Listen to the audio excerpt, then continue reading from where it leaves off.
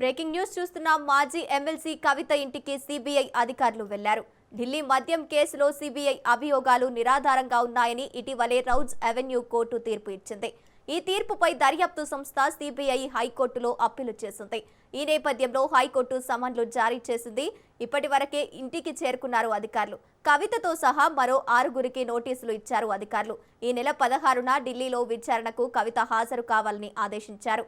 కవిత, మాగుంటతో పాటు అరుణ్ రామచంద్ర పిల్లై, అభిషేక్, బోయిన్పల్లి, శరత్ చంద్రారెడ్డి, ఆడిట్ బుచ్చిబాబుకు నోటీసులు జారీ చేశారు.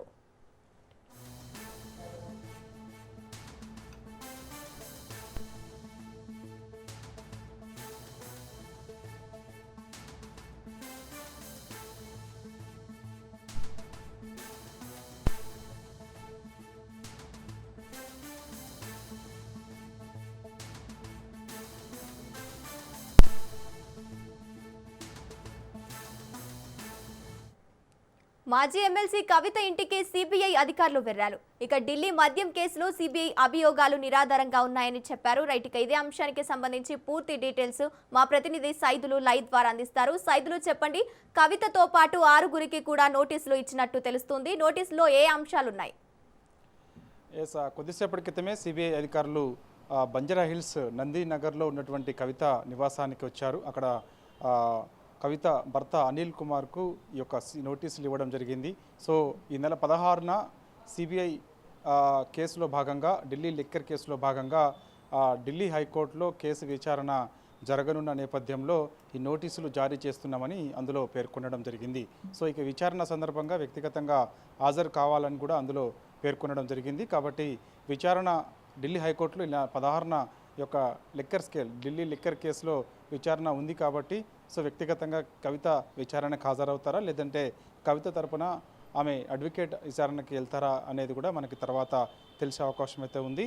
సో ఏదేమైనా ఢిల్లీ హైకోర్టులో ఈ నెల 16న ఢిల్లీ లిక్కర్ కేసుకు సంబంధించి విచారణ జరగనున్న నేపథ్యంలో ఆ కేసులో ఎవరైతే ఉన్నారో వారందరికీ కూడా నోటీసులు సిబిఐ ఇచ్చింది. సో వ్యక్తిగతంగా వాళ్ళ ఇంటికి వెళ్ళి మరీ నోటీసులు జారీ చేయడం జరిగింది. ఇచ్చిన వారిలో ఒకసారి చూస్తే మాత్రం ఈ కేసులో ముఖ్యంగా అందులో చూస్తే నరేందర్ సింగ్, విజయ్ నాయర్, కుల్దీప్ సింగ్, అదేవిధంగా అభిషేక్ బోయిన్పల్లి, అరుణ్ రామచంద్ర పిల్లై, గౌతమ్, సమీర్ మహీంద్రు, సిసోడియా, మనదీప్ సింగ్ ధాల్, అర్జున్ పాండే, అదేవిధంగా రాజేష్ జోషి, దామోదర్ ప్రసాద్ శర్మ, అదేవిధంగా ఫ్రెండ్స్ కుమార్, అరవింద్ కుమార్ సింగ్, అదేవిధంగా చంప్రీత్ సింగ్ రాయత్, కవిత, అదేవిధంగా అరవింద్ కేజ్రీవాల్, దుర్గేష్ పట్నాయక్, అమిత్ అరోరా, వినోద్ చౌహాన్, ఆశీష్ చంద్ర, అదేవిధంగా శరత్ చంద్రారెడ్డి, వీళ్ళందరికీ కూడా నోటీసులు ఇచ్చినట్లు తెలుస్తుంది.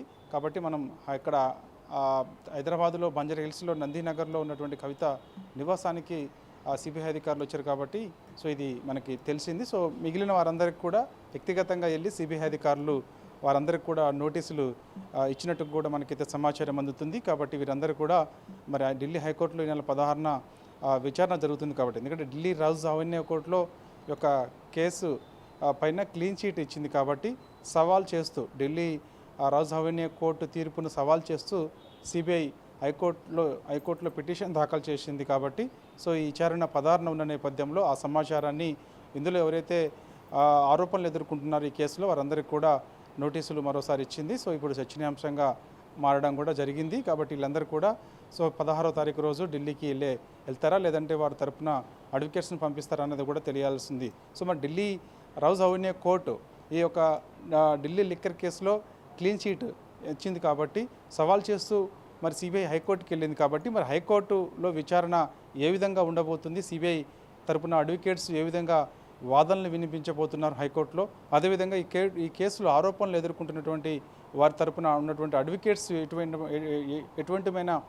ఏ విధమైన ఆరోపణలు అక్కడ ఎటువంటి వాదనలు వినిపిస్తారనేది కూడా మనకి తర్వాత తెలిసే అవకాశం అయితే కనిపిస్తుంది. ఇరు వాదనలు విన్న తర్వాత అంటే సిబిఐ తరపున ఉన్నటువంటి అడ్వకేట్స్, అదేవిధంగా ఢిల్లీ లిక్కర్ కేసులో ఆరోపణలు ఎదుర్కొంటున్నటువంటి వారి తరపున అడ్వకేట్స్ వాదనలు విన్న తర్వాత మరి ఢిల్లీ హైకోర్టు ఎటువంటి తీర్పు ఇవ్వబోతుంది అనేది కూడా ఇప్పుడు సర్వత్రా ఆసక్తి. 16వ తారీఖు మనకి విచారణ ప్రారంభమైన తర్వాత మనకి తెలిసే అవకాశం అయితే ఉంది. అదే రోజు మనకి బడ్జెట్ సమావేశాలు కూడా తెలంగాణ రాష్ట్రంలో బడ్జెట్ సమావేశాలు కూడా ప్రారంభం అవుతుంది కాబట్టి సో మొత్తానికి అయితే మాత్రం ఢిల్లీ హైకోర్టులో ఢిల్లీ యొక్క లిక్కర్ కేసుకు సంబంధించి విచారణ ప్రారంభం కాగానే కొంచెం ఆసక్తి అయితే నెలకొండే అవకాశం అయితే ఉంటుంది.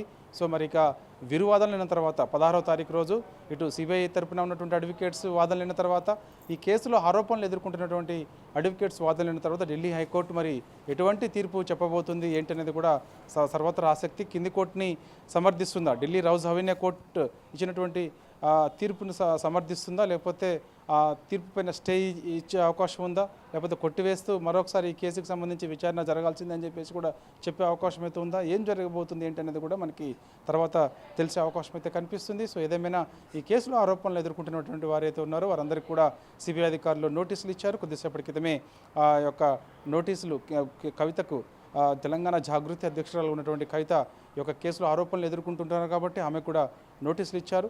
సో ఆమె నిన్నటి వరకు కూడా ఈ యొక్క ఖమ్మం ఎలుగుమట్ల బాధితుల తరపున ఆమె న్యాయం జరిగేంత వరకు కూడా ఆమరణ నిరాహార దీక్షకు పూనుకుంది.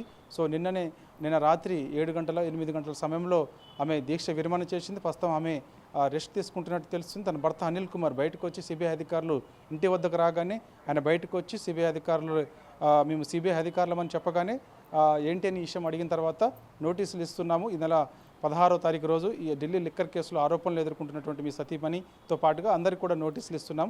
సో ఢిల్లీ హైకోర్టులో విచారణ ఉంది కాబట్టి సో ఆ విచారణ సమయంలో అందుబాటులో ఉండాలని కూడా చెప్పినట్టుగా కూడా తెలుస్తుంది. వెంటనే ఆ నోటీసులు అందుకున్నటువంటి కవిత భర్త అనిల్ కుమార్ వెంటనే సమాచారం ఇవ్వడం జరిగింది. సో ఇక ఆ విషయం కొద్దిసేపటి క్రితమే ఎక్స్ వేదికగా కవిత కూడా స్పందించారు. ఎక్స్ వేదికగా ఆమె కూడా వాస్తవంగా మీడియా ముందుకి వచ్చి మాట్లాడతారని చెప్పేసి కూడా అందరూ భావించారు. కానీ నోటీసులు అందుకున్న తర్వాత ఎక్స్ వేదికగా కవిత స్పందించు ఆమె కొన్ని అంశాలు పేర్కొనడం జరిగింది. ఢిల్లీ ఎక్సైజ్ పాలసీ కేసులో ఛార్జెస్ ఫ్రేమ్ చేయడానికి రౌజ్ అవెన్యూ కోర్టు నిరాకరిస్తూ ఈ కేసుని కొట్టివేసిన విషయం మీ అందరికీ తెలిసిందే అని చెప్పేసి కూడా ఆమె ఎక్స్ వేదికగా వ్యాఖ్యలు చేయడం జరిగింది. కేసు కొట్టేయడంతో పాటు ఇన్వెస్టిగేషన్ ఆఫీసర్ను సైతం ఎంక్వైరీ చేయాలని రౌజ్ అవెన్యూ కోర్టు కామెంట్ చేసిన విషయం అందరికీ తెలిసిందే అని కూడా ఆమె ఈ వ్యాఖ్యలు చేయడం ఇందులో పేర్కొనడం జరిగింది. ఎక్స్ వేదికగా స్పందిస్తూ నోటీసులు అందుకున్న తర్వాత సో ఇక రౌజ్ అవెన్యూ కోర్టు తీర్పుపై సిబిఐ ఢిల్లీ హైకోర్టుని ఆశ్రయించింది. ఈ కేసు విచారణ ఈ నెల 16న ఉన్నందున ఈ విషయాన్ని సిబిఐ అధికారులు స్వయంగా మా దగ్గరకు వచ్చి తెలియజేశారు. ఈ విషయంపై మా లీగల్ టీంతో డిస్కషన్ చేసిన తర్వాత ఫర్దర్గా ముందుకెళ్తాం, సత్యం నా తోడుగా సంపూర్ణంగా ఉంది, అధికారులకు నేను సహకరిస్తానని చెప్పేసి కూడా నోటీసులు అందుకున్న తర్వాత ఎక్స్ వేదికగా కవిత స్పందిస్తూ వ్యాఖ్యలు చేయడం జరిగింది. Right, thank you Saidulu.